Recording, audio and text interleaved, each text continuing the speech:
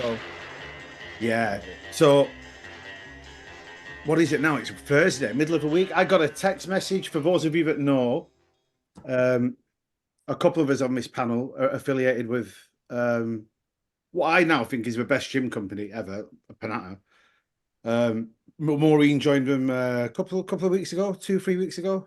Erin and I flew out there a couple of weeks back, had a really good time, like got to meet everyone, and now we're working with them. But I just got a message this morning to say, do you want to come back in 2 weeks?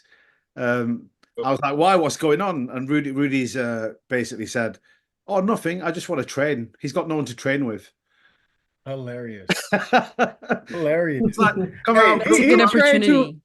he trained too hard, man. Too Hey, that's one man that pushed the limits. Like age or not. Like he goes hard. He kept up with you Extremely and hard. Dexter, to be fair.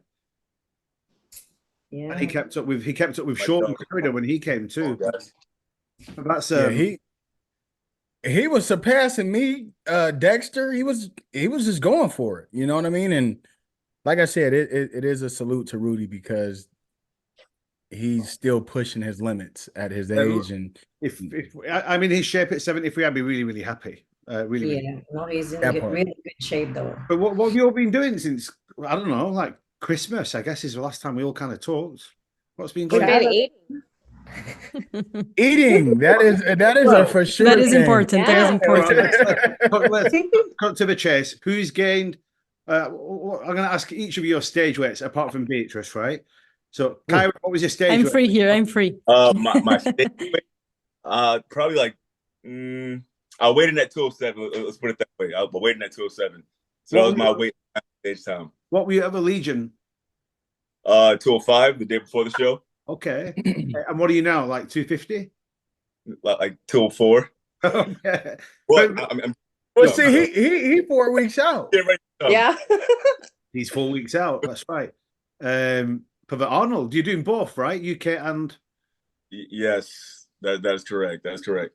Yeah. Is that enough time for you to prep? Yeah. I always stay pretty close. I didn't get too big, too like far beyond stage weight. So when I made the decision, it was easy to kind of like snap back to it. I heard you're doing 2 mgs of Trenbolone every day. Is that right? Who you get that from? I don't know. You know how this gossip spreads in this community. You know that. I don't Right, know. that Probably part. not true. Probably not true. Oh gosh. Erin, what was your stage weight? My stage weight was 221. And you're now? Ooh, Don't big, even lie to me, bro. I know how much you weigh. big. I'm right. Well, so I weighed yesterday morning I'm going to show 247. everyone that picture of you eating in Italy if you don't tell the truth. Bro, 247, and trust me, I'm still working that off. That burger was, I mean, Remember the really long huge burger? That shit was huge. This guy ate like 1.5 of them. Stop it. Stop. Pretty much. I'm like Don't do 60 me like kilos that. right now. So it Come is on. around that. So, B, the last time you competed was 2020 Olympia. Yeah, it was around like 51, 52 kilos. I don't know how much that is in pounds. I'm sorry. I don't use your metrics. Oh. Times it by 2. I think Yep. he times it by 2. It's So- 2.6, I think. Did you say 55 pounds?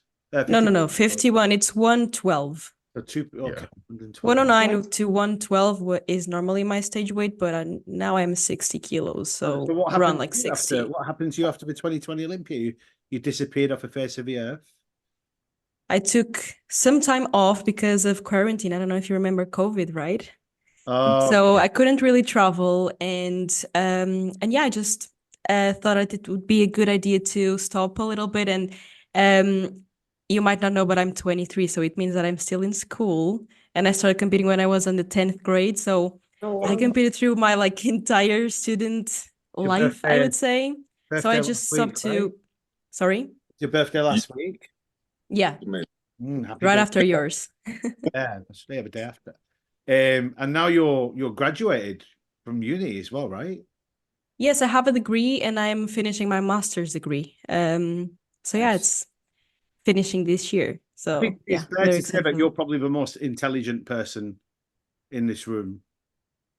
It will depend on the topic. I can be pretty damn depending on the topic. Sorry, guys. Okay, maybe not intelligent, but you probably know more language. Actually, you and Maureen probably know the same number of languages. So Maureen does Filipino. It might be, yeah. I think that Maureen speaks more languages, though. How many languages, Maureen? And I speak 3 fluent language and 1 learning Spanish. Okay. Well, I'm fluent in 3. There you go. Well, that's good. See, the thing is, I was fluent in 1, which was French back in high school. And English. I don't remember one thing. I don't believe it. Well, if you don't practice, it's very, very easy because I studied Chinese as well. I used to read it and I don't know anything now. So you lose it when you don't use it, Yeah, exactly. I thought you could speak fluent Bia. No, I've never. Well, I studied Mandarin for like 5 years, but it's way too difficult. It's way too difficult. And it is way too different when comparing to our languages. Either English, of course, Portuguese and Spanish is not, I'm fluent in Spanish as well, but the bases are pretty similar. English is a little bit different, of course, but Chinese is like another world. So if you don't practice, and also with the dialects and stuff like that, it is just way too difficult. So yeah, I can just say hello, how I am, stuff like that, order some beef at the restaurant. But besides that, yeah, I'm not fluent at all. But I wish though, it would be interesting, but you're not competing now. You're not planning to compete in the near future. You're just like playing about with the idea. Well, maybe this year. It will depend on my professional life, to be fair, because I'm now, of course, as I said previously, I am finishing my master's degree and I want to start working as well in the area, as I am doing now. But anyways, I want to be a little bit more in it and take some more certifications as I am doing right now, but like just keep on doing that. Very smart. So, well, I just want to use my 20s to absorb as much as I can, knowledge-wise.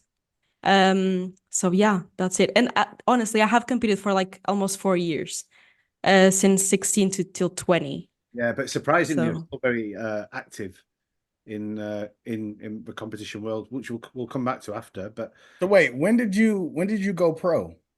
At 17. Jesus Christ. So are you the youngest? You know, you're Tiana. I might be, because now you have the limit of like being 18 to compete. So back then the minimum was 16, and I started competing right away when I turned 16. And then I finished in my last Olympia, which was 2020. So I was 19, but I was almost 20. That's why I say 4 years. And yeah, but anyways, I did like 25 shows. So it was pretty intense. And yeah. You did 25 shows. That's a lot. Yeah, my last Olympia was my 25th show. Jesus Christ. I don't even think I count on I don't even know if I done 10 shows. Me either. Probably only 8. I think that, well, we had the point system. Do you remember, Maureen? So That's it was crazy. like, it was pretty competitive, and you were like, if you stopped competing just to rest for a little bit, anyone could just surpass you, if that makes sense. Yeah. So it was kind of like, it was a very weird year because we needed to compete over and over again. And I think that I did like 8 shows in that year. That's great. Yeah, and I also live in Portugal, which means that we just have 1 pro show a year. So it means that I needed to go to like every single country around me. And yeah, in Europe it is a little bit more difficult sometimes, as we don't have so many shows. And Jordan, 12 shows. 12 shows. Yes. was your stage weight? 120. And you're now We don't have to discuss that. Like, wait, hold on real quick. You don't have to be specific, but Okay. are you feeling like you're back to normal? Oh yes, I feel I'm back to normal. Yeah, I'm about 135 right now. That's nothing more compared to but how much about 135 is your 2 new pets? About 1.5 pounds. They're really not that big. Yeah, she got 2 new puppies recently. Oh, Yes, that's a dream. Just right before. So how long Christmas. did it put you out? Only 3 weeks, which is really surprising because I thought it was going to be more like 6 weeks. So That's what when I the heard. doctor told me, it was like more like 3 or 4 weeks. So yeah. Right. I was ready. I was ready to get back for sure. Cause I mean, I'm just not good at sitting around and doing nothing, especially as a bodybuilder. You want to be moving all the time, you know? So it was difficult, but I'm back. And You're not fully training right now, though, right? You're just taking it easy. What's up? Are you really back into it, or are you taking it Oh easy? yes, I'm really back into it. I actually just recently hired a trainer just to help push me a little bit more than I could do myself. And today I'm just pretty much dead. Like I think I just fried my nervous system, to be honest. What are you resting. aiming for? What show are you aiming for, do you think? I'm really not sure right now. So probably decide my future, what's next in the next few weeks. I need to do some blood work, check my hormone levels and stuff like that before deciding anything, really. That's really number one, because last year my hormones were at a dangerously low place and I was just all over the place, like mentally, physically. I lost my period. I actually never thought bodybuilding was unhealthy. I never heard that before. I always thought it was extremely healthy. Mind you, I've only been doing this since 2021. I went pro in 2021. I went to the Olympia my first and second year. So anyways, yeah, I became a little bit unhealthy. How does that compare to guys? When guys diet and you diet hard and you're low on food and whatever, okay, like guys don't lose a period, but what's it like for you at your lowest point, physically, mentally, emotionally? How do you guys feel compared to women? Because the psychology of that must be really interesting. For me, I'm interested because I don't know what it's. Right. I know what my sisters were like when they were on their period. They were angry little bitches, right?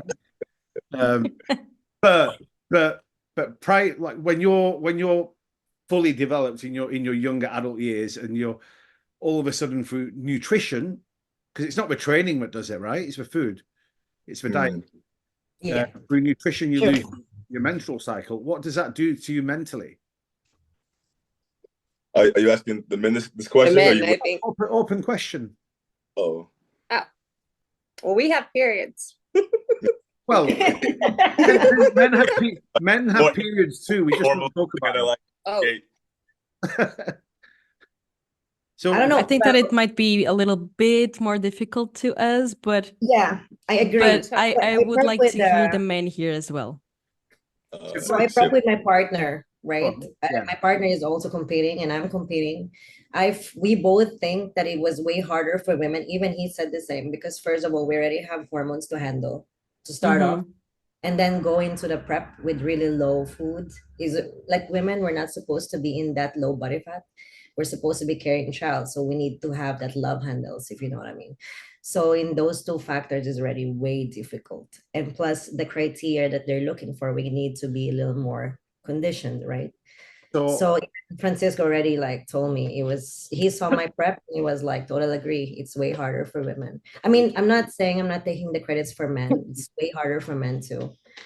But if you compare men and women, with the new criteria now, right, in bikini, and for women can be softer, so they can carry a little bit more body fat.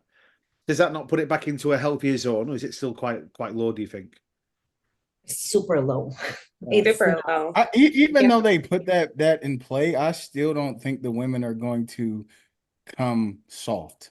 I don't think that's going. Even though they put that let me clear that. Okay, they don't understand that women has to be still shredded, and you need to carb up correctly to look soft. Yes. Yeah. So at the end of the day, you're still gonna be depleted. Yeah. Let me clear that, because people think like, oh, Maureen didn't train really hard. She didn't like diet really hard. That's why she's soft. No, I was really depleted until they carb me up properly, and then I look softer. Right. But I mean, I don't know how open I can be. Some girls will lose their period. Some girls won't. Why is the difference? Everyone I wish I had that problem. Well, honestly, every show that I did, I swear, 2 days before my show, I get my period. I don't remember, yeah. That's crazy. Well, and I didn't have my period for like 4 years. I've been competing for 10 years, 9 years, and that happened every year. Yo, Boston Pro. Boston Pro, Olympia Olympia. That's crazy. And I'm just hoping that's a very good sign. I'm just So hoping when for you that lose nothing it, comes out in the back post. So not so to when be, you not, lose your period, when do you know you get it back, or how does that feeling in your It body? hurts. You feel it. You You feel it. feel it. Yeah. There's a Really? sign like a week out before or like couple of days before you feel it. Yeah. Oh, It will depend on the person though. Everyone Well, has different actually, signs. so it's if do you crazy think because if you lose it for sure and you lose it every time, do you think your coach has over dieted you too hard? It has to be your hormones has to be something What do wrong you with think your is the hormones. hormones? yeah, it's It's probably not I just think it's hormones. all The hormones. hormones is the fact that you've been on low food for too long. for Yes, too you've long. been dieting for too long. Yeah. And also cortisol from training every single Yeah. day, cardio every single day. So I think it's a mix of everything. And it will also Yes. depend on the person, I think, because Mhm. as Maureen said, I mean, she had her period every single time, and that's very good. So that is amazing. But I lost mine even before I started competing. So I just got very lean and it just went away. And then after I stopped competing, and it came back like 4 months after, and like 20 kilos after, like gaining 20 kilos and just not working out at all, it came back. But the body is like a machine, and it works differently for everyone, I think. That's true. Interesting. 20 kilos. I don't Ooh, know. you I women, didn't weigh myself women got really, it but I hard. think so, yeah. Yes. And I'm 5'1", so I've lost a little bit now. So So if let's say all you three girls are the same, right? You all ate the same food, and let's assume that your coach gave you low food compared to what you normally eat. But two of you lose your period, one of you don't. Why is that? Just depend on the body, I guess. Because your natural pre-diet hormone levels, like if you've got higher testosterone or higher estrogen, whatever it might be, does that have an effect? Does that change as you're dieting? well, we naturally have different levels as well of testosterone, progesterone, all of those things. So I think it really depends on the body. Because I've met many people that had their period and they were like healthy in that way, but other people just lose it, and it's more common, I think, to lose it. But Interesting. Just genetics overall, I guess. yeah, it really comes down to genetics, I But think. then I want to bring Kyron into it because Kyron's all about keeping your energy centered, your chakras balanced, and all this good stuff, right? He's quite Absolutely. a deep guy. I don't know whether you followed his page, but he's really into meditation, yoga, and things of that ilk. And he talks about it a lot more recently than before.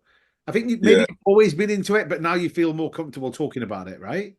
Yeah, I've been into it for a while. It's kind of been something I've been drawn to for a long time. And then like I took a yoga class, and that kind of like where I was kind of like doing my own research when I took the yoga class, it kind of made a center for me to actually learn to like know the stuff that I was learning was like accurate. But yeah, I think I used to talk about it on my IG before, like definitely during on like COVID, I would talk about a lot of this stuff. But then obviously the times when I wasn't like putting into practice in my life, I didn't want to talk about it. So now that I'm actually putting into practice again, I'm talking about it. But How would that kind of practice help women or just like girls in general? Do you think it would affect? I think just people in general, and anything that happens to our body physically is because there's an energetic region that happens first. Like we don't get sick, we don't have any ailments in our body if there's not an energetic marker there first. So I think by meditating, like just even doing conscious breath work, that's bringing more like life force into your body. Oxygen, the air around us, that shit is literally life force energy. So like when you breathe that in and you fill your body with that, you're kind of like making sure your energy centers are clear, they're full, they're vibrant. And I think if people kind of like add that into their prep, they'll see less problems. Now, when it comes to losing your period because your body fat's too low and your hormones are out of whack, that's like a whole different thing because other factors causing that. But I do think like breathing and just adding those other things to make sure your energy is good will could definitely help those other physical ailments. How did you? So you've practiced it for a while, and then you stopped. Why did you stop practicing? If it was so beneficial to your life at that time, why did you? Okay, I'm not doing it. You kind of get arrogant. You kind of like, okay, like once you've been breathing, you've been doing yoga, you've been on top of your shit. Like you kind of get this energy, and you think that it's just you, that you don't have to maintain it. And like I've had times in my life where like if I'm in a certain environment, and that environment, I moved to Vegas. You know what I mean? So like the Vegas environment is kind of wild.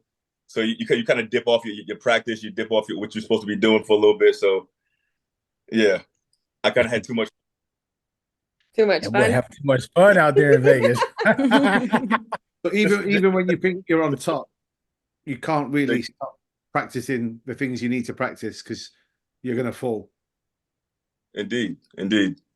Whether that's your breath work, or let's talk about championships. We've got Maureen and Erin there. If not, I wouldn't say they went out of their way to play second in the recent competitions because it's subjective. But I spoke to Erin we talked about it briefly, didn't we? Yeah.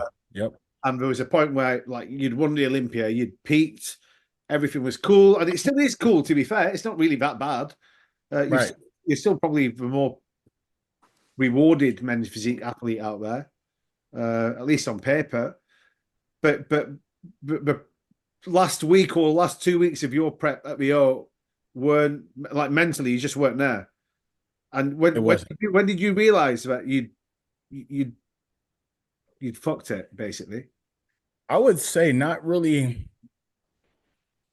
Even after putting like some eggs in the basket for the Legion Sports Festival and then placing second, mentally going into the O, it was just like, well, shit, did I just fuck myself? Because you know what I mean? I just lost. I don't know how people are gonna react, X, Y, and Z. But then coming in, I mean, I went to the Olympia 10 days before. So I was locked in. Everything was moving and grooving, and then it kind of dawned on me like 3 days out. I'm like, I don't feel like that EB back in 2022. So it wasn't that I second guessed it. It just wasn't there for me. But what about effort? To what effort? Even going into the Legion, did you put in? I mean, even like my effort, remember when you did that podcast with you, Jeremy, Tarek, and all them the men's physique boys on Olympia TV? Yeah, you were so confident that you were going to whoop everyone's ass.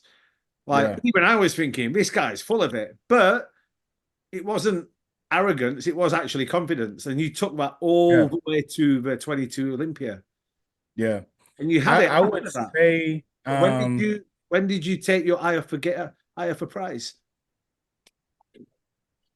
To be honest, and I haven't really spoke on it, but I wasn't airheaded, but I was just getting pumped up to the point where I was being told like, bro, you're gonna go on a freaking run, you're gonna do this, you're gonna do that. And then when I won it, I was like, okay, I don't think I'm gonna be beat for a while.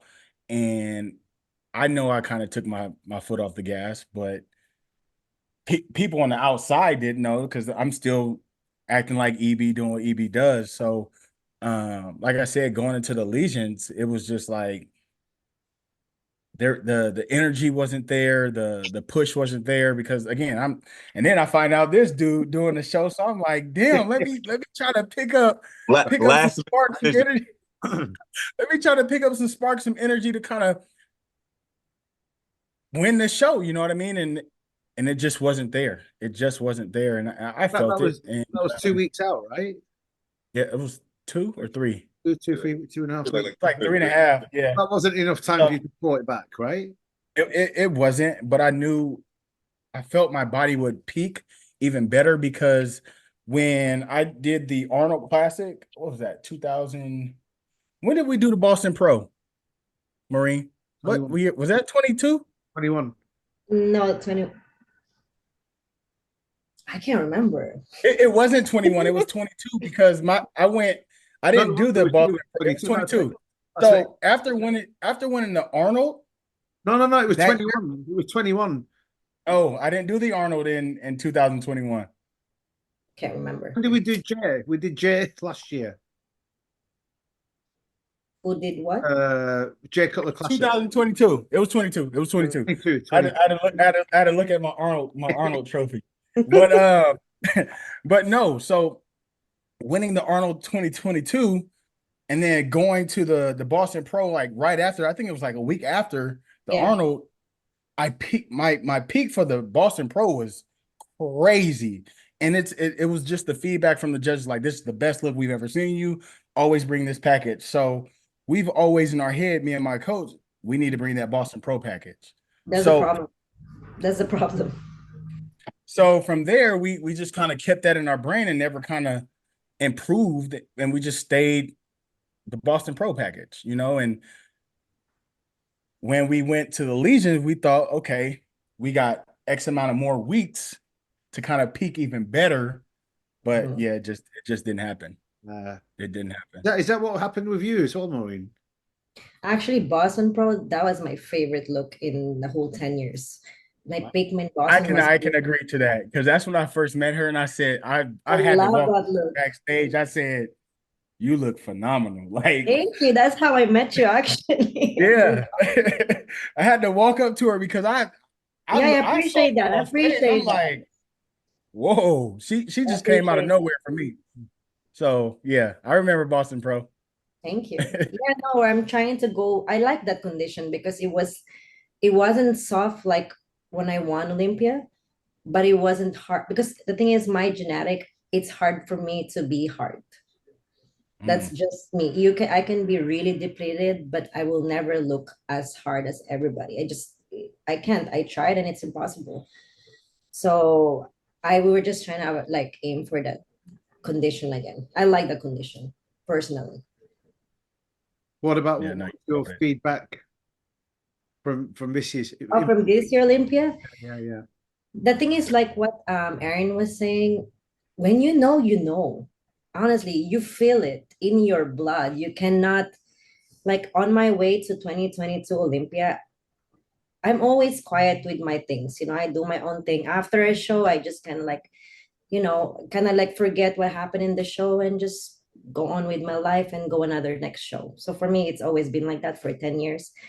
But I felt like, I don't know if it's because I was stuck in Europe when I was prepping for the Olympia. I was stuck in Europe, so I had 4 weeks before the Olympia.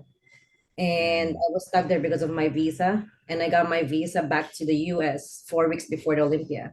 So I had a full on 4 weeks to prep and then go to Olympia. But I don't know if that was the reason of my stress, because I feel like I was not stressed. Maybe my body is, because I'm like low-key thinking about my visa. But I just felt like I was just not feeling it. Last year's Olympia, I was just not feeling it. Yeah, I didn't. Like Aaron, It wasn't that good feeling. you don't for me, I just don't like to force. When I don't feel it, I don't feel it. If I feel it, I feel it, just don't force it. You can work as hard as you can, but don't overanalyze. And that's why people thought I was gonna be like super upset. But I Yeah, knew, exactly. I knew, I'm like, it just wasn't the best me. So I'm not gonna sit At there least and you be, know, right? At least you're I'm not gonna not be being on in stage denial, mad. you know? Yeah. So yeah. I think It's it's also easier that really way. hard when in men's physique and bikini, when it's so minimal, the calls that they're making are like so marginal. It's really close, yeah. Not like you're a Phil Heath and you're like 10 miles in front, or you're Chris Bumstead and you're 10 miles in front. These are like tiny things that they pick on. Very tiny. It's really hard to replicate, right? Yeah. Year out. That's tough. And then Jordan, what happened to your positioning at Rio? What do you mean? Placing. Were you happy with your placing? Oh no, of course not. Carts? I think I just For your second Olympia, like my second Olympia, yeah. I just have like this freak quad that has a split in it, kind of like a figure competitor. And I think that the judges, especially Olympia judges, really just dislike that. I just really don't know what much I can do about it. It's just really genetics. So I have just, my coach trained or changed my training. And so I'm trying to see if I can get that to calm down a little bit, That's quite a common thing, I think, be it in Europe, right? Because you'll get a lot of the girls there with really dominant separation between their quad, or that line going right. So, but when we're on stage, until Bia stopped competing, I guess everyone now is pretty hard. That's true. The best physique will win in Europe. So if you were in Europe, you'd probably win every show, without a doubt. I'm going to Europe. That's true. As That's so true. as soon as you get that physique on the Olympia stage, because it doesn't work for whatever reason. So I don't know how you fix that, with your coach, your nutrition, exercises you might do, or maybe like you touch base with each other and try and figure it out and help each other. But it's a tricky one. A lot of European girls can't understand why they're winning shows in like 3 or 4 shows in Europe, but when they go to the Olympia, they like third call out, fourth call out. And it's quite upsetting for them because they've not figured it out yet. But it's not, if you study the actual division, like the top 20 down, it's actually not that easy to understand, not that easy to figure out why your physique is where it is. There might be other attributes like flow, symmetry, shape, whatever, but the condition's always been super hard. I feel like though I've always had this quad split. Maybe it hasn't been as dominant, but pretty close. And this is the only year that they've ever said anything about it. So maybe they're just like really cracking down on it now. Is there a different way you can pose it to hide it? So the only way you can see it really is on my walk to the front and to the box, you know? And I thought, well, I can hide it in my front pose. I can hide it in the mandatory poses, but the walk is where it was the problem because it's just popping, you know? So, yeah. But you have got good shape. I think this year, next year, you'll do better than you think you're going to do. I'm going to work on that quad. I'm going to put some Botox in there or something. That's what my friend keeps telling me. I'm like, don't even do that. That's don't say that here. Oh my God. Like, you have a reaction to that shit. It could go, like, you could end up doing wellness or something. Don't do that. No, I don't want to do that. I think, Jordan, I think you shouldn't just touch the quads. No, I don't. So that's the thing. I really just have to focus on activating glutes more because I think my quads are like wanting to do most of the work for me in the past. So that's what I'm really focused on this year moving forward is just really activating my glutes and not my quads. So I think that's the only thing actually you can do. Yeah. Because that was my problem before. That's why I didn't train like legs for 4 years until now. Wow. You never trained legs, huh? Ever? No. I don't like to train legs. Yeah, nobody likes to do that, right? We'll go to whatever, like 2-3 weeks out. I'm like, you're not going to do legs today? She's like, no. I'm like, you should never do a leg day. I look like I need legs to you. I don't need to. I want to, but I don't need to. Yeah. And that's what the judges want, right? We're competing to do what they want us to do. Right. If you want to look impressive like a superhero, you shouldn't compete because that's not what they're looking for. Right. They're looking for that model look, so you have to go for that look. You know. Yeah. Yep. What about you? There's a lot of girls. I feel like in Europe, I was just there in Big Man, and I saw the girls in the backstage. I was like, wow, they look so impressive, like superhero looking. But the thing is, they don't understand that you're not supposed to look like superhero on the backstage, or else you will look really buff on the stage. Right. So it's really hard to it's more like mental, honestly. Had a really interesting chat with Gilco just a couple of weeks ago about lighting and how light, depending on your skin condition and your tan, the lighting has a dramatic effect on how you're perceived to be on stage. So backstage, I always said to you, you look fine, because to me you look the way you did in the evening. You looked in the afternoon, right? Maybe a little more tired, but you were still not a million miles off that. And then there was Jen backstage, Jen was probably the hardest out of all the bikini girls backstage. But he said because the lighting was that bad and there was all that smoke, it actually made her look a lot softer. When the judges were looking at it, and on his camera, he can tell straight away he's been doing it for that long, and he thinks that's what gave her the edge. You were on point with your condition, but because of your tan and the lighting and the way it reflected off. I like the prejudging lights, though. I don't know what they did in the final. It's always the prejudging lights are the best.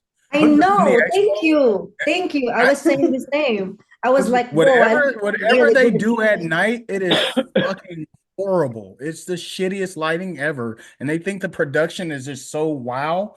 We don't need wow. We need the judges to see these physiques. Right. Like, we don't need all that dark shit. We don't need all this light flashing shit everywhere. It's not a fucking circus. But it would be nice, though, to have the prejudging light with all the smoke. You know what I mean?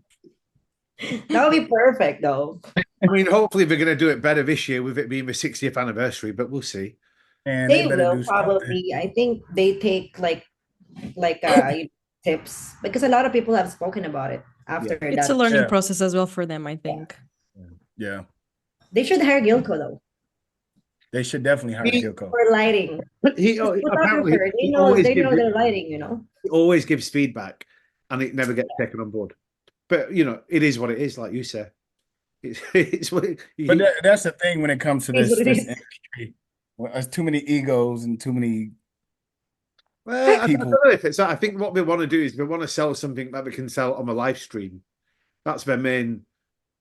You know, they want to get as many people buying that live stream for $80 or whatever it costs. $80.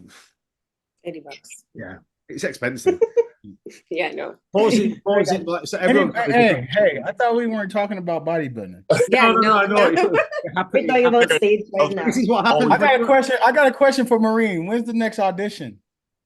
Ooh, For what? yeah, we were talking about potential auditions Whatever. yeah, that you might I have. don't know. I'm right now. I need to focus on commercials Yeah. only because I'm gonna move. Oh, okay. Actually, That's you've cool. got, or well, even sometimes you like things happen in life and you never plan it, right? Oh, And things will just pop, and it I just know that. happens. And then you think, well, actually, Yeah. this is a really good opportunity. And although I like where I am now and what I'm doing, this could lead to and open so many other doors. I think I'm going to roll the dice and take a gamble. And Yeah, that's like my life. So yeah, I've always been used to that, That's like pretty much just a in my gamble, thought at and the minute. things will pop, you know. I'm No stress. comfortable in my Things will job. pop. She's comfortable in her profession, but when you get opportunities that present and you actually enjoy the team you're working with, even though you don't know what you're going to get at the end of that journey, it's That's like, true. well, I want to try it. I want to see where this road takes me. That's true. Are you moving out of LA? Well, we're not. I don't know how to explain it. It's more like we want to get a house in Spain because all our family are getting older. You know, like his parents. My Okay. parents are from Norway, so most of my family is from Norway. It's like 4 hours flight from where Fran's parents live, so it's not really. It's so close. So we Right. want to stay like we want to come back here maybe 3 times a year because we have business here, and then we want to stay there. Like take all our cats, our dog in Spain, and just get a house there. Just the quality That's life. good. Like, you have to go to Spain. Just the quality life in Europe is so different. That's why I'm always in Europe. Actually, I'm never home. Like this place is always empty. I feel bad for my pets actually because they're always home alone with our babysitters. But you gotta check out Spain because the quality Europe is life, always different, and especially food the is crazy. Portugal like, and so Spain. healthy. Yeah, They're the only Very chill. very only chill. two countries I would move to outside of the UK. And that sounds weird to say, but a lot of people from Europe are like, oh, I want to go to America and I want to live in Vegas and I want to live in Florida or Texas or New York. And that's great, but you don't live there, Great. live there. You're just seeing like a snapshot of it on some Hollywood movie and thinking it's the dog's bollocks, right? And Yeah. once you're living in that system, like all your states are different, you've got different rules and regulations. You know, I find it confusing being there. I like some of the opportunities you get there and how much of a platform it can give you. But then if you make that platform and then utilize it in other parts of the world, which are more balanced and stable, I'd sooner do that. So I like America like 20%, but the other 80% of me would rather be in a country where there's less noise. And I think it all depends on the mood though. What mood are you into? chill, You know yeah. what I mean? And phase of Just- life, Just probably. yeah, for me and Fran, we just like chill. Like we almost moved to Hawaii, actually, almost really close. So we like that mood. And also, I think if our families were here, we're probably gonna stay here. But you know, it's all about what you need, what you like, and stuff. Portugal's nice too. I actually went there a couple of weeks ago to have dinner with these guys on my birthday. It was just really cool to be there. It was nice, sunny, nice company, nice people, good food, relaxed. It's a different culture as well. I mean, I know Maureen knows that because Spain and Portugal, we are brothers and sisters. Very warm. So yeah, so it is pretty similar to live here or there. Of course, the economy is different, the government is different. It's a little A bit little shittier bit, here, but tad little bit compared to LA is like, Yeah. no, I mean, yeah. politically, they're both not great, I think. But the the culture side of things, like friends are like real friends, they're like ride or die friends. They'll do anything for each other. Your relationship with your family, your parents, your siblings is really strong. And I think just like when you're in America, if you're there, you're just living to survive and living to I guess compete. it depends though, bro. I really depends. and on your goals as well, Yeah, I It think. depends on the city. It depends. Kyron, why did you move to Vegas? Well, I lived in San Diego for like 8 years when I got out the Navy. It just a change of pace, and also your money goes a lot further in Vegas. So it was just after being somewhere for a while, you kind of want to change the scenery, and it was cheaper. So those two reasons. Are you going to That's stay there? No, not at all. I need to get out of here. Does your money go further because you like to gamble? There you go. I'm not a gambler at all. That's great. That's Party too much. Huh? What? I'm a cheapskate. I would never gamble. no. I'm scared of gambling. Like, bro, I don't casinos. I'm afraid of. You don't I play got at family all? members that go win. No, I've never played a blackjack. I played a penny machine because I A got slot $25. machine. That's the But furthest I'll go. First I'll go that's slot machine. I'm scared. I'm scared to lose that type of money because Oh. I've seen the addiction that people they lose their homes, their cars, their whole entire life because of gambling. Like, nah, I can't Yeah. get hooked onto that. Mm-mm. I I'll love lose- gambling, but I feel like- I don't. What a Sorry. sudden turn. I didn't know that. I Say don't it know how to again? gamble, so I Well, don't, that's and good. that's the thing. I don't know how to gamble either. That's why I don't do. Nobody it. knows has to know how to gamble. That's why it's called gambling, because nobody knows what the hell they're doing. They just that's true. I just don't know how to play anything like Oh, those. what was that? What was that movie called where that guy there were two brothers and one of them was like a genius at gambling? Oh, Rain I know. Yeah, Was it? yeah. Yeah, Rain Man. Rain Man. And he had what was his brother was called Vern? Was he called Vern? Oh, I don't know. Justin. Those are one of those classic movies that I've heard about, but I've never actually sat down and watched. Yeah. So they've got like professional card counters that can count cards when they're being dealt, right? So that's why Yeah. when you sat at a table, if you sat at a blackjack table or whatever, there's not only the dealer, but there's always someone with the dealer watching what the dealer's doing and watching what you're doing. Yeah, well, if you're starting to win like a big chunk, they're gonna watch you. If you're card counting when you get kicked out or whatever, even if you're winning. I So- like to play Yes. Uno though. So my buddy that I was telling you that wants to help invest in that gym, Yeah. like he goes to this casino here and literally banks out. I'm like, bro, how do you do it? What's he He said, play? He plays his slot machine, but it's like $100 really? machine. It's $100 machine, and he'll hit 100 some thousand. I'm like, You gotta be lucky for that. Just pure luck. Yeah. I'm like, how? It don't make no sense to me. It just really don't make sense to me, but it is what it is. Kyron, so you moved from San Diego to Vegas because it's cheaper and your money goes further. Where are you going to move to next? India. You know what? I was actually thinking about Reno. That's kind of like one of the reasons why I was talking to Okay. Reno. And Alright. just seeing where the energy pushes us for the most part. Yeah. Yeah. Yeah. Yeah. I want to say so many things in response to that, but I can't yet, can I? Go to But- Spain. I They go to was trying to Spain convince, for the win. I was trying Yeah, to your convince, money will go really far. I was speaking to Jacob at Nebbia the other day, right? And in the town where he lives, it's only a small town, but they've got like 15 gyms, and between the 15 gyms is about 9,000 members. But all of the gyms are like Snap Fitness type gyms or like 24-hour ones, super cheap, really commercial machines. He was like, you opened up a gym here, you'd clean up because. So I was like, yeah, let's do that. Let's open a gym in Yeah, I Brighton. know you try to get me to move out there and open a gym. I know. Yeah. You're trying to get everybody to I'm move like, out. I don't know about that. I mean, what's more important? Like having a good, stable income or living somewhere, I don't know, idealistic. I'd rather That's far, bro. That's far. really far. That But I would do it. I would do it as an investment. Yeah. I would do it as an investment. There's so many things you could do and move to, but you're the only thing that would stop me from moving anywhere right now is probably family. But like Maureen and Fran, my parents are largely in the UK or in India. But as we're getting older now, I don't want them traveling like 9 hours, like in a flight. It's very uncomfortable for them. So the idea of moving to Spain or Portugal popped up a couple of years ago, and hopefully it's going to happen in the next year to 18 months. God willing. So we'll see what happens. Are you only child? What's that, bro? Are you an only child? No, I've got 4 sisters. Okay.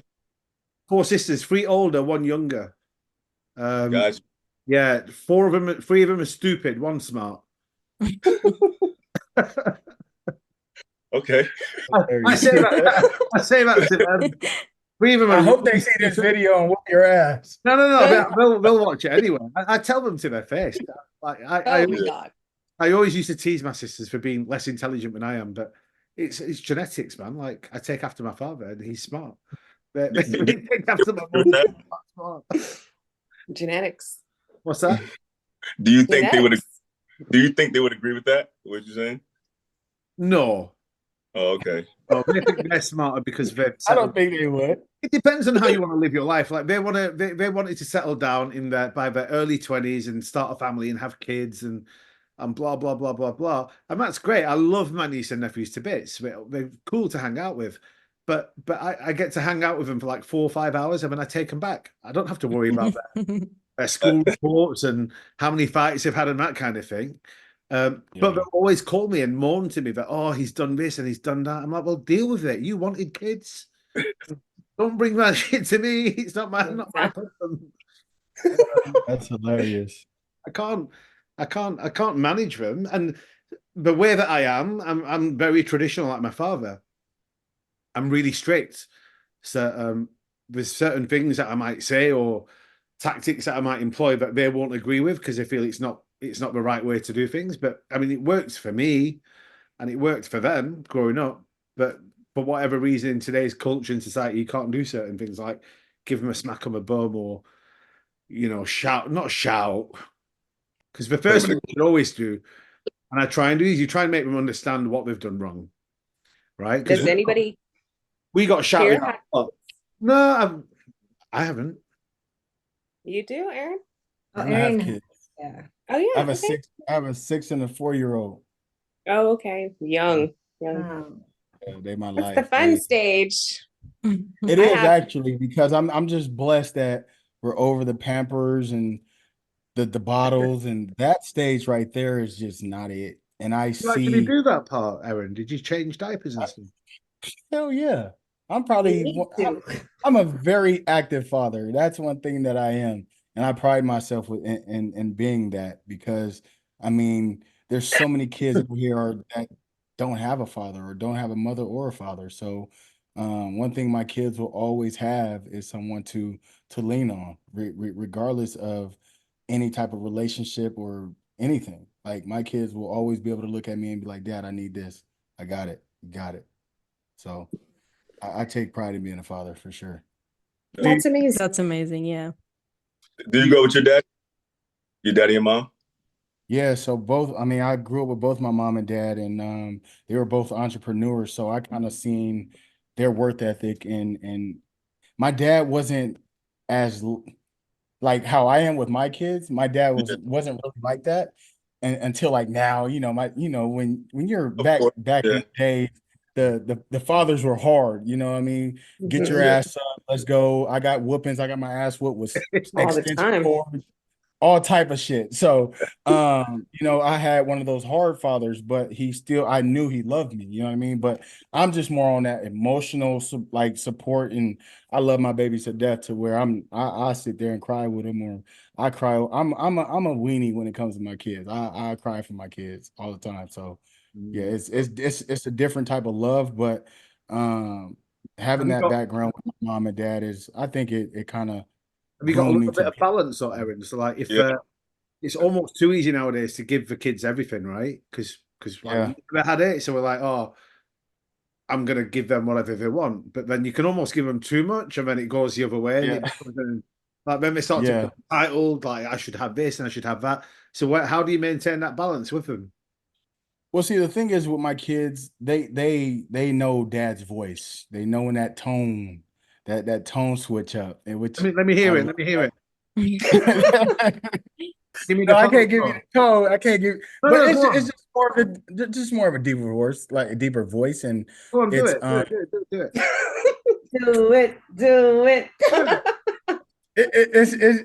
it's very simple. It's Like okay, if just do it. Isaiah, sit your ass down, and it's that simple. No, that's not it. That's not it. It is. Oh, I promise. That's like I promise. that's talking to your But that's the girl. thing. That's what you. But that's the thing, though. Like this is how I am, right? But when I'm serious and I say that, they know I'm dead ass serious. I'm not an aggressor to where the tone is like extreme. It's that stern Isaiah. Stop playing with me, and And they know the whole right off the bat. he knows. It's your Yeah. body So- language as well. Man. Yes, absolutely. So So would thing you is, take off? man, Would you take off your hat and your glasses and look at them like a certain way too? no, they don't care about No that. need. They don't care. They don't care. All right. So you do. But the thing is, they're good kids, man, and yeah, they're great kids actually. But again, with the balance of them getting what they want, they get a toy every time we go to the store. But they know if that room's not clean or they're not doing good in school, it's things get taken away, and they're iPad kids, and I hate that they're iPad kids because they're growing up in that era of just a freaking tablet in their face. But to be honest, my kids are damn near smarter than I was. Well, they are smarter than I was at that age because of that damn iPad. Do they do any extracurricular stuff outside of? Oh yeah, I mean soccer, t-ball. My daughter's doing basketball right now. She's loving it. My son, he's just a monster. It's kind of like when I go watch him play soccer, I kind of like want to cover and put my head down because he's pushing kids out of the way. He's a ball hog. I'm like, oh shit, like He's a mini you basically. he's a real aggressive boy, and you gotta understand he was a 10-pound 3-ounce baby when he came out. So he's a big kid. He's a big 4-year-old. He's huge. So Isn't it funny how if you've seen him, like, and there's a video that I posted like I think last year, he was just in his chonies and people were like, bro, why is his legs developed like that right now? He's chunky. Like he got better legs than me right now. he was in his what was he was in his Tony? Huh? What did you say he was in? He doesn't understand Chonies. He doesn't understand. It's a Chonies, Tony. underwear. Oh, underwear Underwear. Chonies. Chonies. Really? Yeah, we New call them word chonies. Yeah, but today. what kind of underwear? Are you talking boxers or briefs? Briefs. They're briefs. They're chonies. Or brief Chonies? Is that a thing? But what about for Yes. girls call their It's the stuff? thing. Panties, Call your underwear. You call your stuff Chonies as well? Sure. Girls and guys wear Chonies. Chonies. It's just a generalized term for underwear. Yeah, it's just yeah. But okay, well, how did it? Where did it come from? It doesn't even sound like underwear or panties. I don't know. It's just Isn't- just slang in Slang, America. probably, yeah. Urban Is it dictionary. like Is a it- really what's it ratchet thing to say? Let me see if freaking chonies is in our dictionary. Hold on. I'm gonna see I if think it's Urban chonies. dictionary, right? Chonies. Slang. Oh, It's like Spanish slang a little bit. Is it Spanish yeah, slang? right? That's what I'm thinking. Yeah, it is. It is Spanish. It's yeah. Oh, so That's- you stole it from a Mexican? Yeah, chonies or chones. Right. Underwear. Yep. Or undershorts. Chonies. Yeah. Chonies.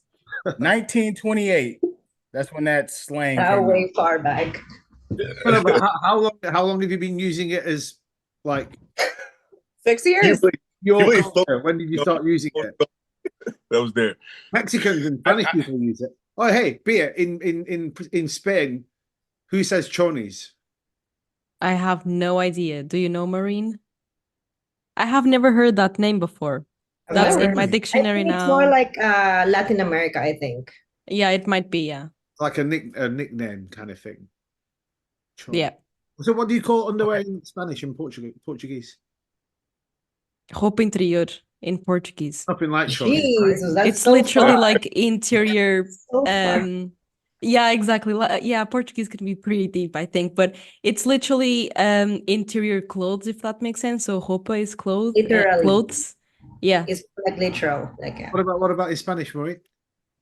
I don't know. I don't I use think that. it's the same. It's like ropa interior, Well, something like that. It might be the exact same thing. I think. I think we should just all chonies use is like a street thing, Chonies. like you guys, right? Chonies. Chonies is cooler. Yeah, Definitely. it's more like Mexican. I like maybe the like word. America or something. We could start an underwear brand and call it Chonies. Yeah. Really Well, well. Put like bandana. Yeah, You know, everybody bandana wearing fabric. that shit on the podcast, right? And just like, hey, Yep. Walking around in chones. men's chones and women's chones. Oh my God. What's your go-to Starbucks drink, Jordan? Oh my god. So it's pretty much the same whether I'm on prep or not on prep. It's just like a double shot of espresso, 2 pumps of sugar-free vanilla, and a splash of almond milk. It's prep friendly. So, and honestly, like after prep, I try to have a different Starbucks drink, you know, just one straight off the menu with all the sugar and syrups and everything. And I honestly can't because it is way too sweet. It's like a dessert in a cup, and it's disgusting. I can't finish it because it's so you've not got a sweet tooth. Not really. I really didn't even eat sweets that much until, prep. I started. Yeah, I never was like a sweets person, but then when you go into prep and your body starts changing hormones and stuff, that's when I was like, I really want to eat sweets. You've not been to Portugal and Spain or Italy. You need to come.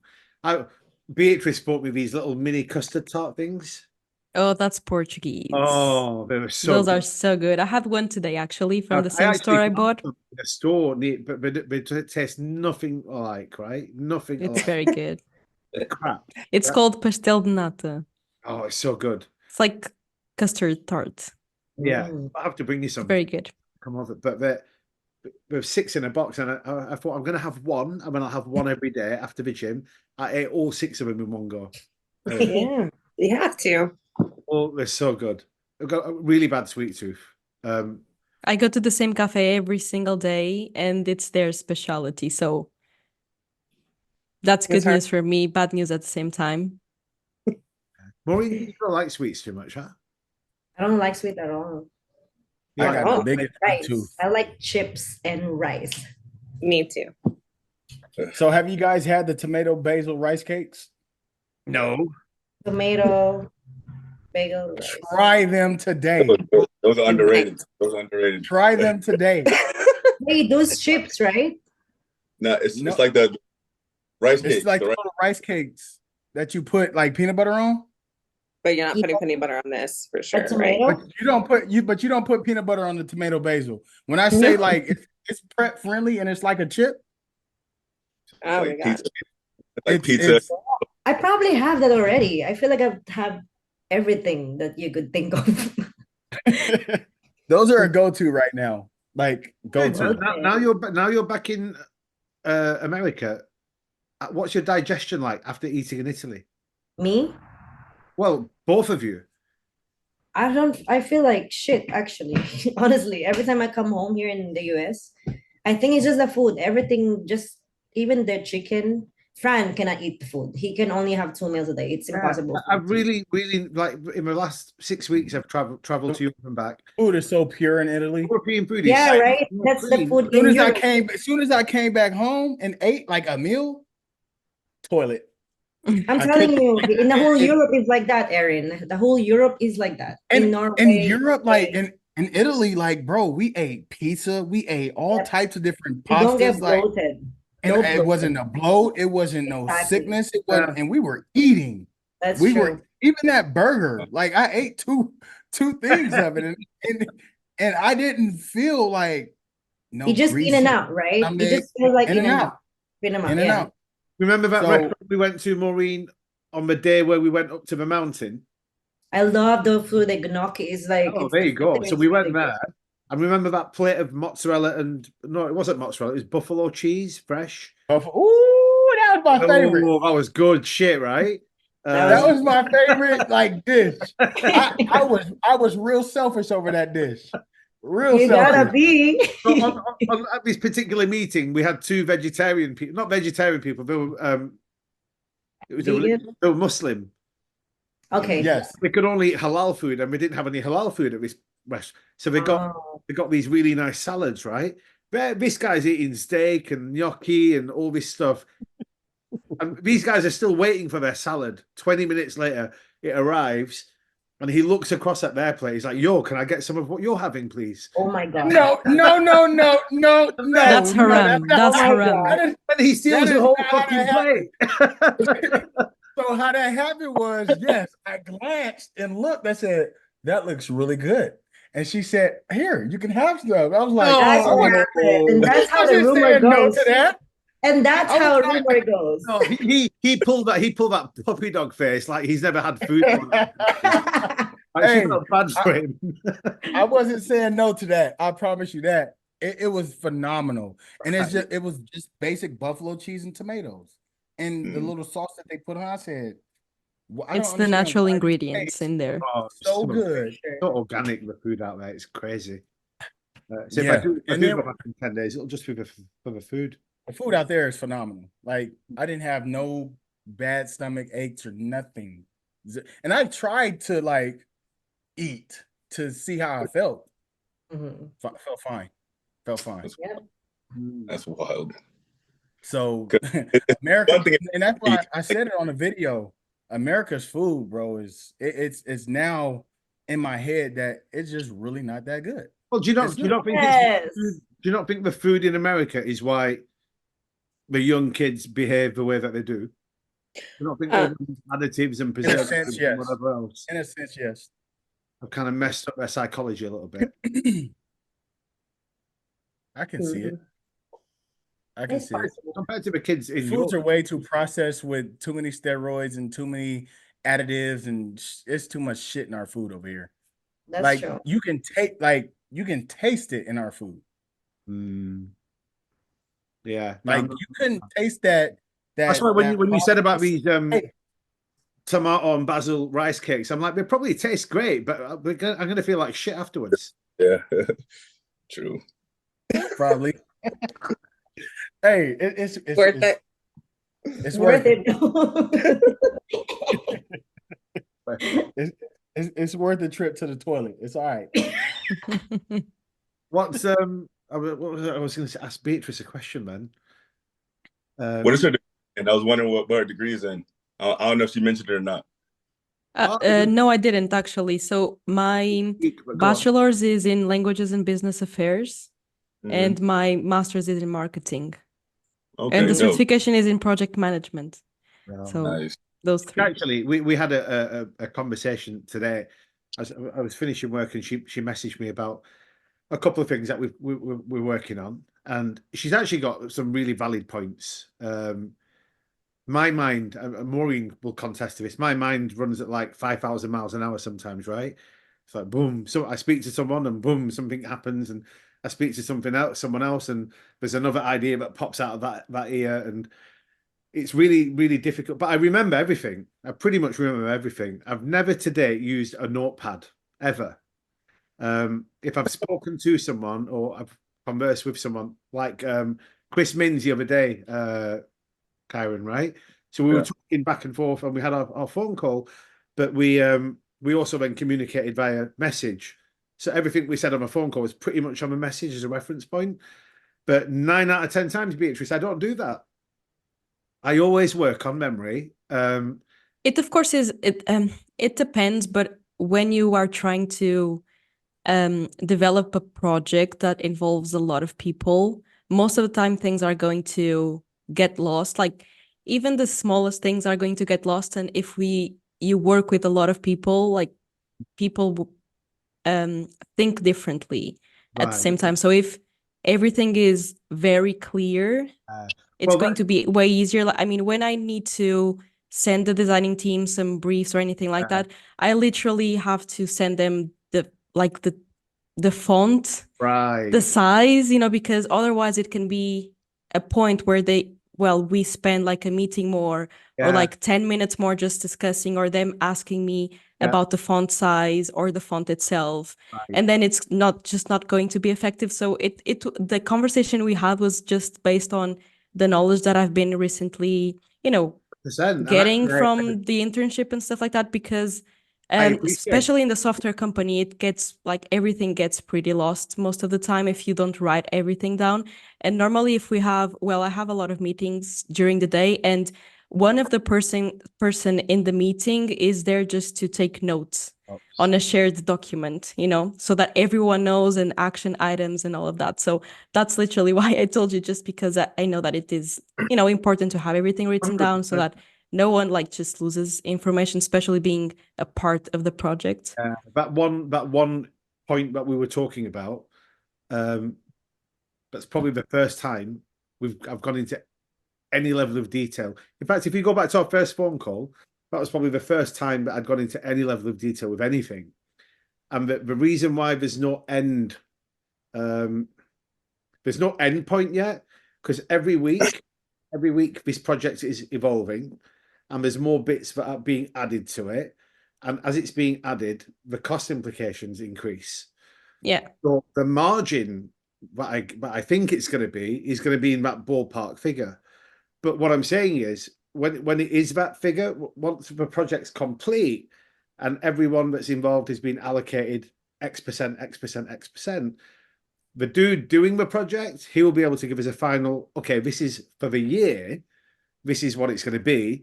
And then that will be split between those people taking part of the project. So at the minute, it sounds like a big increase, but I think based on what we've done so far, it's not going to be a million miles off the mark either.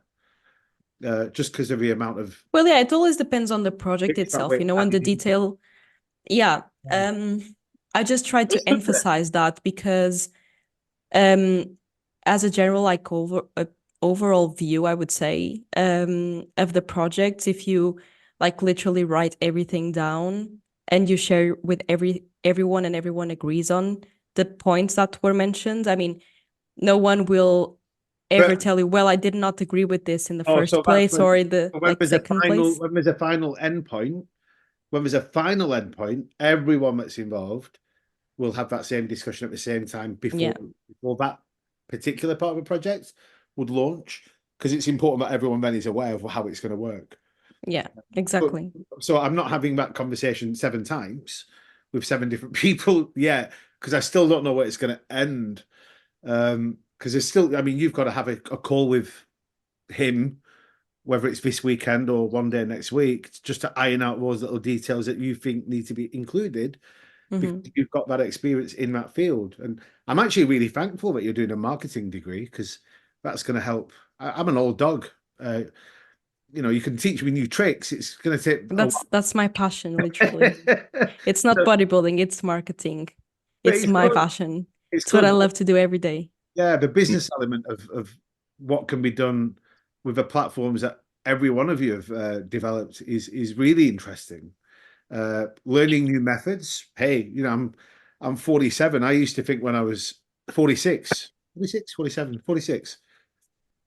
But I used to think when I was your age, I'd say to my dad, hey, I can use a Nintendo and I can use a PlayStation.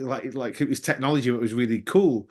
And now kids half my age, my niece and nephews, are coming home saying, oh, we're doing artificial intelligence and we're doing this and we're doing... I'm like, what? I don't even know what that is. Things evolve so much, and especially nowadays with AI, as you mentioned, everything is just so much more complex. Even paid media, like SEO, stuff like that, used to be very simple, and nowadays you kind of need to have a certification or a degree in Google Ads only, and it is just Google, and then you can take a certification in LinkedIn ads, like Instagram ads. All of those things are so detailed and so complex. If you knew what you knew now when you were 17 and starting out as an athlete, do you think you would have positioned and marketed yourself better online? Not really, because I think that everything online needs to come very naturally and organic. But So is there a different I way? don't think so. How do athletes market themselves nowadays? They they're sponsored by a company. They do a photo shoot. They do a little reel. Is that modern day marketing for the bodybuilding and fitness industry, or are there better ways to do it? Well, those are partnership marketing or influencer marketing, which is like a niche. So in my position, like given what I know nowadays, it's my marketing position is a little bit more in the inside the industry. So it is not directly like related with influencer marketing, but I think that, you know, how Maureen got all those followers was just because she was being herself, as you emphasize a lot. So it's like, of course, it is marketing because technically you are promoting a brand, even if it's your brand, like your face, stuff like that. So it technically is marketing, but at the same time, it's just sharing your life, you know, and sharing what you do and being organic and, you know, giving your opinion. So with that being said, I would not change what I did because I know people started following me because of what I did and what I like to do. And that's exactly how I try to behave online as well. I mean, of course, I don't talk about controversial stuff, maybe on my close friends, but, you know, publicly, I'm not like that because I just want everything to be very clear. And that's how I want to position myself online. But that has to come out like very organically at the same time. Where do you draw the line? Just general question for all of you. Where do you draw the line with controversy? Because we've all had conversations where we've got opinions and strong beliefs on certain topics or I don't whatever. even get involved.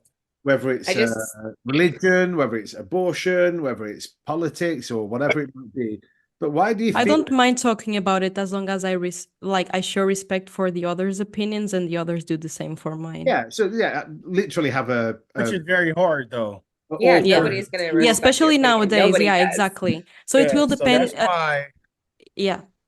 Just don't do it. I don't even get involved with anything. It also Especially depends on the person you're talking to. So if you're trying to talk to an entire audience, first things first, you don't know how people will actually like know about you. Like you don't know how will they start thinking about you or change their thoughts about you. Because when I stopped competing, what I wanted to do the most was not ever say I will never stop, like go back to competing, because I knew that if I wanted to go, you know, in my 25s or something like that, someone would call me a liar because I said like 5 years ago that I would never go back to competing, you know. So you never know who you're talking to. And even, well, of course, these people that say these things and that, you know, take their time to actually express their thoughts that, you know, don't add up at all. Well, they are still people. They are still following you. They're still contributing. So they still matter. But they anyways can, you know, think incorrect things about you. So you really need to be careful, especially online, I think. we're too careful about who we please and who we don't. I was saying to some of the boys on phone calls we've had, but people like Joe Rogan, and I know Joe Rogan's a big deal, like on the world scene with media and whatever, but Joe Rogan's just a guy like any other person in the world, right? He's got a platform, he's got a huge audience that he reaches, and he invites people on who have got completely opposite values to him and ideologies, and they sit down and they have an open discussion in a really educational fashion, and they try and back it up with fact checking or whatever it might be. But it's not an argument that they're having; it's just expressing each other's opinions, and he accepts his, and whoever it's been interviewed will accept yours, and then that's it. There's no animosity there between them, and you get 22 million people tuning in to watch this educational discussion. Well, yeah, it depends on the sometimes feel audience, I like think. the audience wants to It's have difficult. a discussion, but because there's so many eggshells within your little group, whether it's bodybuilding or a sport or a company you represent, you're too. Was it Dana White that put something out the other week about Donald Trump? Donald Trump, he said something like, "I support MAGA." And then one of his sponsors rang him and said, "You better take that down off your personal page Otherwise, I'm going to pull your entire sponsorship. And Dana White basically said, well, fuck you, take a sponsorship. This is my opinion on my personal page. It has no bearing or any reflection on my business activities or the people that I work with. It's my personal page. You've got no right to try and manipulate me to think with your ideology. And I kind of think there's some truth to that. If you start changing your entire thought concepts and your ideologies and what you believe in just to please the vast majority of people who actually don't even know what they're talking about half the time. I don't think it's because we want to please the audience. I think it's just because we don't want to, like spend time just thinking about those things because they end up just not adding to you. I mean, of course, I will have that type of conversation with someone that shows like respect and is an adult. But if it's like, of course, well, if you know this, but I'm getting married this year, and sometimes me and my fiance talk about it, and what he says is that he will not talk about us getting married at 23 because he knows that some people just don't agree with that. And you can take you can take one avenue or the other one, which is one, you're going to discuss with the person, either argue or discuss with the person. In Portuguese, it's the exact same name. But you're going to either discuss or, I don't know, like argue with the person, or you're just going to not put that much effort on that because it's not going to change anything. So it will depend on the importance of the topic, I would say, and who you're talking to and how the person will respond to you. The thing is that online, you never know who you're talking to. Of course, you know a part of your audience and kind of their beliefs, but you don't even know the person, and they don't even know us as well. They know what I put on Instagram. They don't know anything else. They don't know what I'm feeling, actually. So no, I meant not so much in terms of making a post about something political and controversial, but I just talked about marriage. Like if you had your own platform and you were doing a podcast with, I don't know, Phoebe, for whoever it'd be, you're doing a podcast. Would you never touch on a topic of conversation like that, knowing that you're both like-minded and you could have an intellectual conversation and then putting that out there? Or are you afraid that people out there that might watch your podcast? It depends on how I would want to communicate that, I think. That's why I think we struggle sometimes. I think it's very subjective, but of course, it depends on the topic, to be fair. And as you mentioned, well, me and someone else could talk about politics, but if I'm like far right and the person is like far left, or the other way around, of course, we are going to disagree, but we need to agree on disagreeing as well. So sometimes it's going to add to you as a person and me to the other person as well. But if you know you're going to argue or not going to have a productive conversation, would you really put your time and effort into it? That part I agree with. You can't have like if me and Erin or Kyron were having a conversation about, I don't know, Biden versus Trump, we wouldn't argue with each other. We'd listen to each other's sides of the story, and we'd have a proper conversation. The thing is, with audience, you don't know what the other person is saying while listening to you. Like normally people, if they watch or listen to a podcast, like people are watching our video or listening to the audio, of course they are like producing thoughts on what we are saying, but we are not there to defend our way of thinking, so put it out. Just put it out there, but you never know what the outcome can be. Of course, you can control what you say, but your Jordan Petersons, your Theo Vaughns, your Dana Whites, your Mike Tysons, your Joe Rogans all have really educational podcasts. I think I don't find any of their podcasts offensive, even if I don't agree with any one topic of their conversation. I can listen to the entire podcast and actually have a different viewpoint on it afterwards, or hear something that I might want to go away and research myself. That's the type of conversation I'd want to be able to have, even as an athlete or whatever, a promoter, whatever it might be. Sometimes we walk on eggshells too much. It will always depend, I think, to be fair. So Matt, you're the only one that's going to be married on this podcast, then. Oh, really? Oh my God, and I'm the youngest one. I just turned 23. But I've been a fiance for like 3 years now.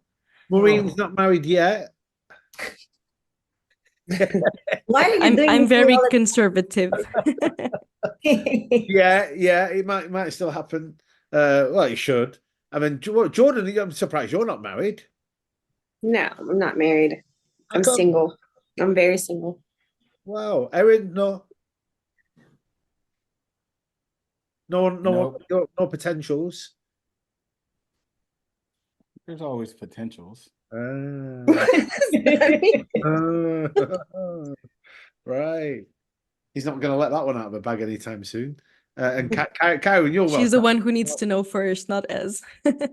Right? Yeah. And Karen, you're engaged. I am not engaged, but we locked in. You're locked in. She's a Locked in. talented woman as well. Your girl. Say again? She's a talented woman as well, Milena. She is. Oh. She's dope at what she does. Yeah. She's doing your content, or is she doing? Yeah, she does most of mine, like all my videos, like YouTube videos, any reels I post up. She usually like constructs it. We kind of like, oh shit, low battery. But yeah, she does most of my content. Is she only doing? Is she working with anyone else in Vegas? But she works with Nick Walker. She works with like Lisa. She owns a gym out here. So she works with a few people. Sometimes people just hit her up to do a photo shoot or whatnot. But her clientele is expanding. Nice. What I do want to ask everybody is like, what is something like the hardest thing that you think you're contending with in life right now? Like for me personally, it's like I want to transition. I love bodybuilding. It's something like it's become one of my passions, but wanting to like dive into other passions of mine and how to make that transition, like that's probably like the hardest thing that I'm contending with right now. I just kind of want to see where everyone else is at. Good Why question. it's hard? My question to you. Say again? Why is it hard? Why it's hard? Like which part of it it's hard? I wouldn't say hard, but like the next challenge you're contending with, put it that way, the next challenge. Okay. I mean, it's the same with me. That was my thing too. Because I want to do something like outside bodybuilding because I feel like when I compete, when I prep, I just only prep and then compete. And after I get off, I'm off. Like right now, I don't really think about the stage. I don't really think about anything. I want to focus on something else. So I love competing, but it's not like my whole world, if you know what I mean. But is that because That's the same, like for me. is that because you've made it already, Maureen? No, I've always been like this. I've As won you the guys, Olympic. Okay, I ain't bothered. I want to do other things. no, that's not it. Because if you guys follow me on social media, after a show, I'm always out. Like I'm always like traveling and stuff. I don't really I'm serious about it, but I don't take it too serious like that. You know what I mean? Thank you. Jeez. Preach. Take it too damn serious. But see, that's how I am. Like, I don't take this shit that serious because for one, I never wanted to do this in the first place. You know, like I got begged to be a bodybuilder for a whole entire year before I committed to even competing. You got begged to become a bodybuilder. Yeah, so I was just a personal trainer in a gym, you know, and one day I took my shirt off. There was a lady who runs natural bodybuilding shows, and she was like, dude, you gotta compete. You have a great physique, your symmetry, blah, blah, blah, blah. And I'm like, no, get away from me. Literally for a whole year, I told her that. And for some reason, something clicked in my head, was like, let me just try it because I didn't know there was a category where you can wear board shorts. I always thought it was Chonies on stage. So I never wanted to be on There you stage go. with Chonies on stage. So then, you know, the whole board short thing came about. And I'm like, oh, okay, let me try it. And then boom, I'm in this position that I'm in. But we to piggyback off of what Chiron was saying is my main thing now is to, and I don't think it's a struggle, but it's just learning how to balance everything that I'm doing in life, from the traveling to the coaching to the fashion stuff that I'm doing. Now potentially rocking with Young LA's sampling team and bringing better trends and so many different things that I got on my mind and on my plate with being a father, being a business owner. There's so many things that not pertain to bodybuilding where I got to find that balance. You know, that's kind of the thing now is Does the whole that mean balance. you're not competing this year? Yeah, I'm competing. It's in Vegas. Of course you have to go. Absolutely. I'm definitely competing this year, and that's what I'm excited about, and I'm also blessed to have that qualification, so I don't have to rush out there to qualify. But this also gives me the chance to travel the world and kind of get my face out there, marketing wise, for my personal brand, and then just to kind of sit back and embrace everything that I've done in this industry this whole year, and actually having a first off season. I've never had an off season. I started in 2021 and it's been Same. go go go. You know what I mean? So this is the first off season, and it's I'm having fun, a whole lot of fun. But now I know once we kick it into high gear, I think maybe in June. I know we're on this off season prep right now, which we're going to grow and put some decent size on, but that real prep is in July, and that's where I got to get that balance game down pat. Yeah. I couldn't do what you guys do. It's just too much with the food especially. But the you look at how many athletes there are at every Olympia, 50, 60 in each division, apart from bodybuilding and 2-on-2 maybe, but and women's bodybuilding. But I mean, out of that 50 or 60 people, probably 1% or less are walking away with a reward of some sort, whether it's a winning check or a bump up in their sponsorship fees or whatever. But it doesn't last forever, does it? Like you could be with a sponsor company 1 year and then the next year, like, hey, you're not the flavor anymore. We're going to go with someone else. What do you do? Where's your income coming from? If you put all your energy, like sometimes when I hear young athletes saying bodybuilding's everything for me, I put all my money into bodybuilding. And why? Like, not because it's a dead end for everyone, but you'd be silly not to. Like, one thing I love about Beatrice, right, is that she's done it at a really young age, and she's had all the best experiences from two Olympias, 3 Olympias, So, yeah. Arnold Classics, and coming 7th, 8th in an Arnold Classic in Ohio. Big deal. The first European other than Maureen to have done that at a very, very young age. But she's then gone back to studying, and I need to complete this side of my life to give me some balance. Just in case this doesn't work out, I've got this to fall back on. And if this does work out, And what I normally say is that I would not be, well, getting married this year if I didn't stop competing.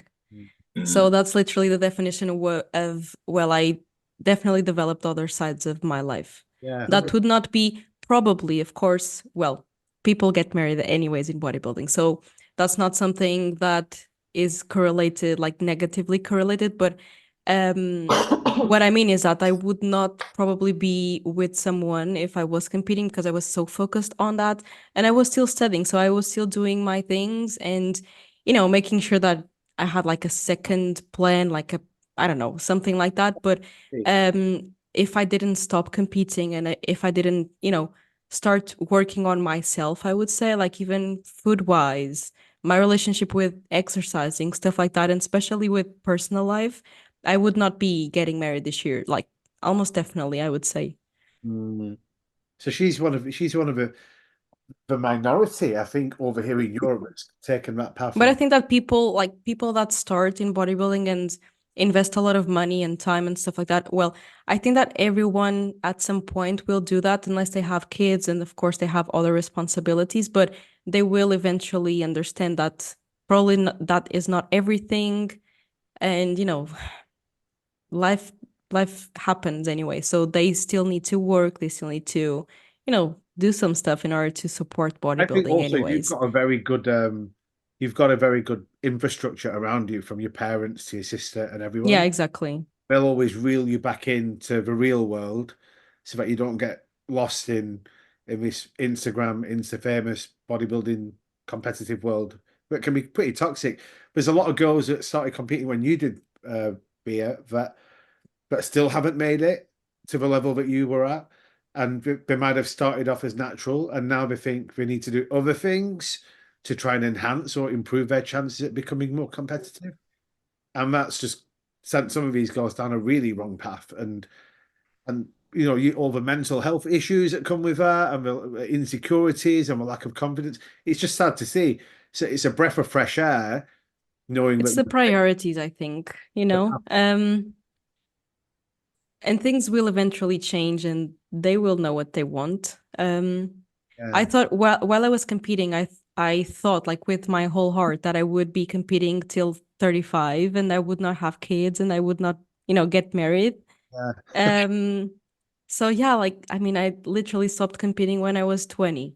And 3 years later I'm getting married. And of course I'm not getting kids anytime soon, but that is in my plans like in the future. And that is something that was, the opposite when comparing to what I actually wanted when I was a little bit younger and I, was into competing a lot. And I would do that a lot. I mean, I competed with like 44 kilos, I think once. So I would really dig deep into that. So I was like an athlete 100% of the time. I was still a student, but I didn't really dedicate my time or effort to it. It was like 100% bodybuilding.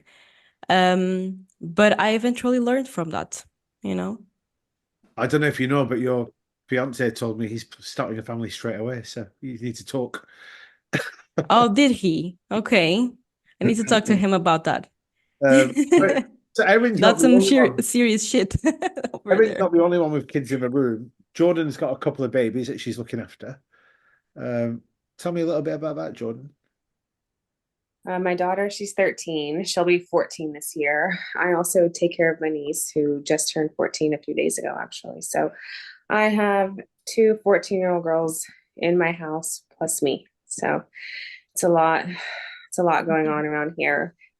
I feel like age. How long have you been? things just started. I'm 31. So I got pregnant when I was 17. And actually the story is that the plan was to give her up for adoption, but the day she was born, I couldn't do it. So Good for now you. and decided that I was going to take her, raise her, love her. And that's what I've been doing ever since. And all she's done to repay me is just give me help. So yay, me. Yeah, she's going to be here any second. You might just see her actually. So what did you, so 17 is like college, school? high school. High school. Did you have to drop out of high school then? No, I didn't drop out. I graduated Got with it. my high school diploma. Nice. Yeah. And then what? Did you get support from your parents to help raise the little one?